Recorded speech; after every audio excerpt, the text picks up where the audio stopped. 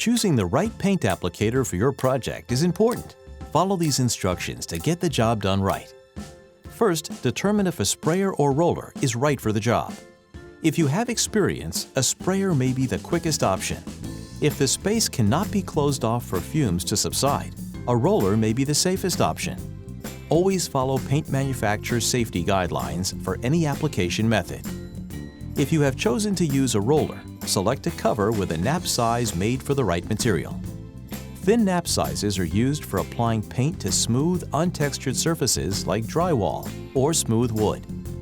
Thick nap sizes are used for applying paint to rough, highly textured surfaces like siding, decks, or concrete block. Let's explore suggested nap sizes and their suggested uses.